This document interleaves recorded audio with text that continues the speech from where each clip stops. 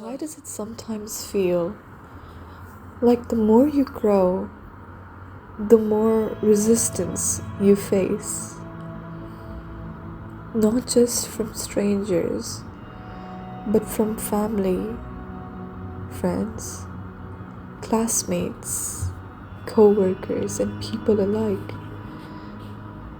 Have you ever found yourself wondering, why are people so mean?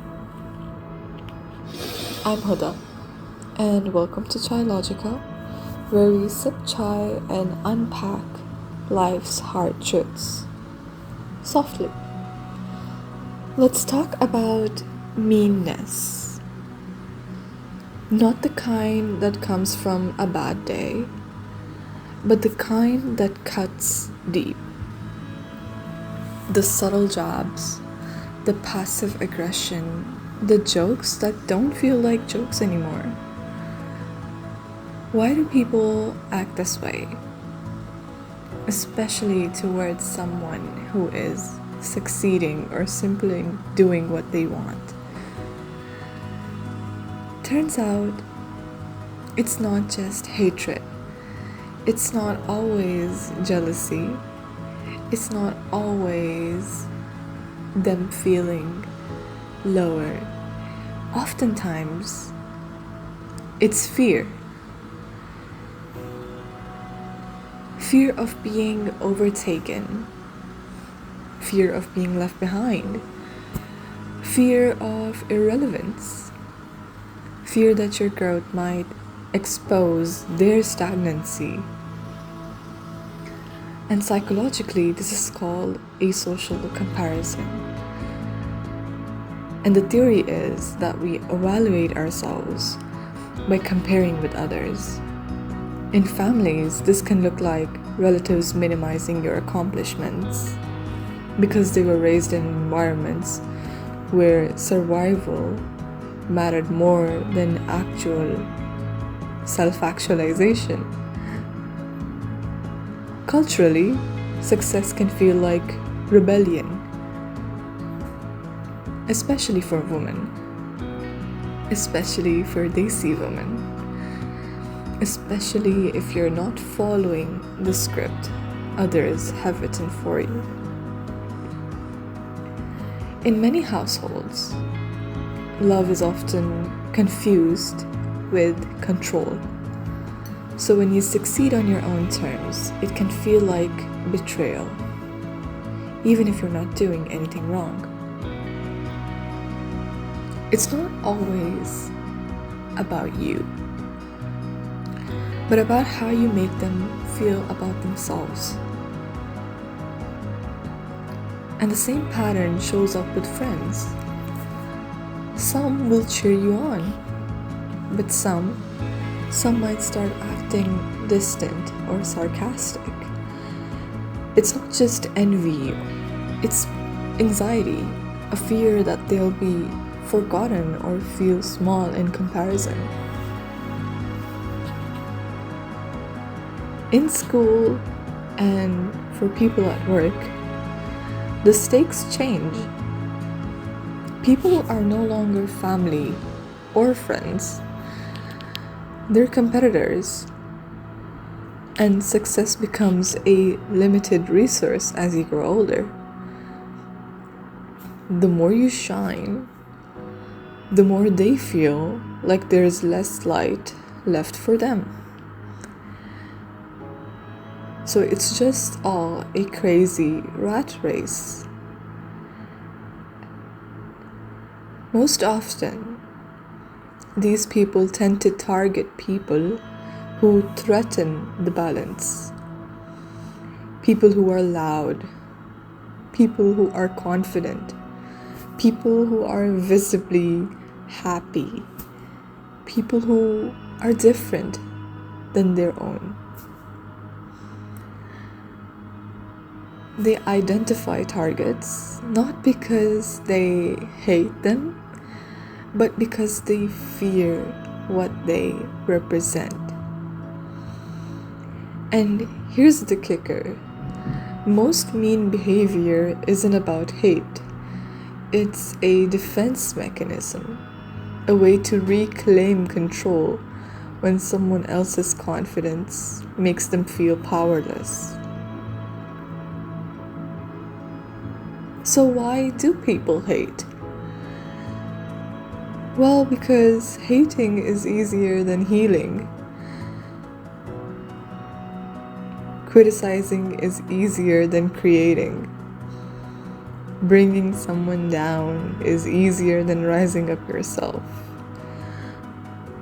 And doing something about all of these unwanted feelings, well, we'd rather not go there.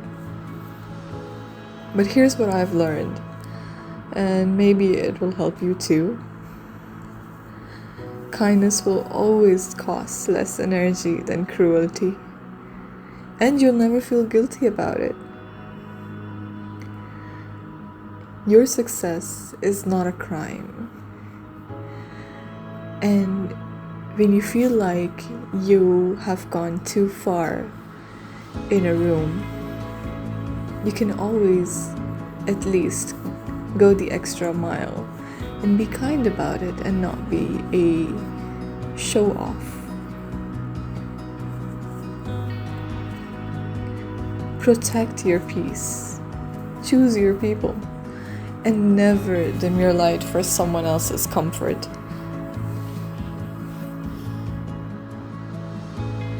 You're not too much. You're just enough for the right people. And until you find your people, you should never stop going forward.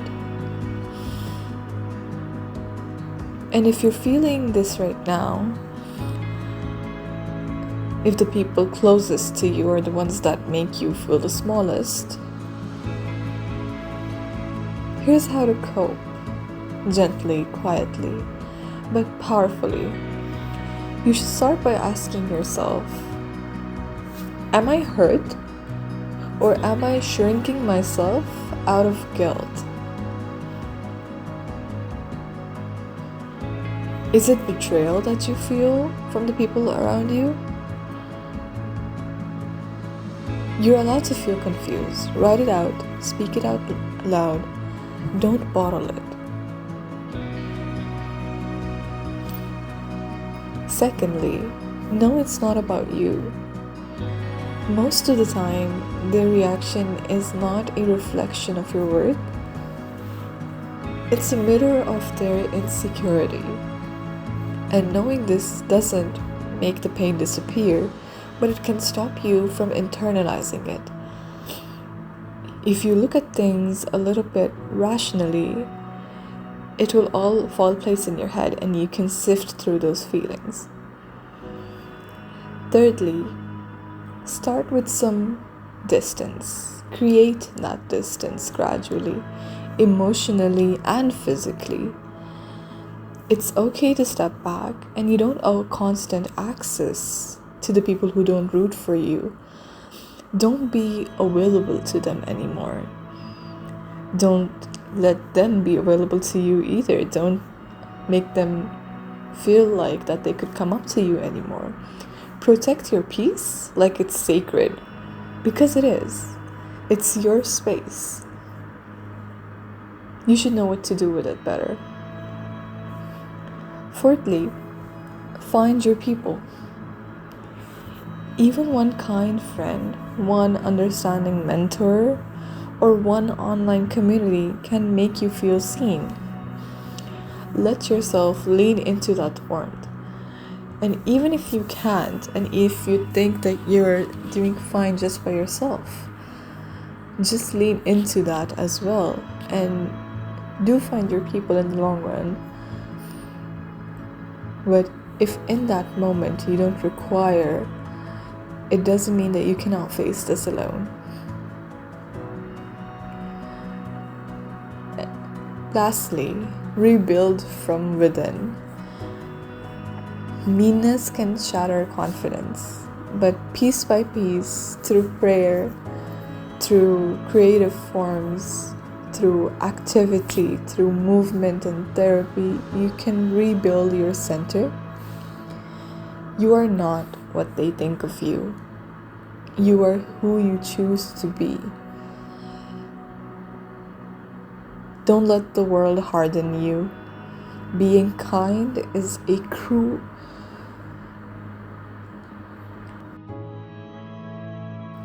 Being kind in a cruel world is not weakness. It's resistance. It's power. This is your reminder that healing doesn't always look loud. Sometimes it's quiet moments of reclaiming your truth. You're not alone in this. I'm with you too. And your chai is. This is just Chailogica, a space where logic and warmth meet. Let's keep navigating this life. One thought, one sip,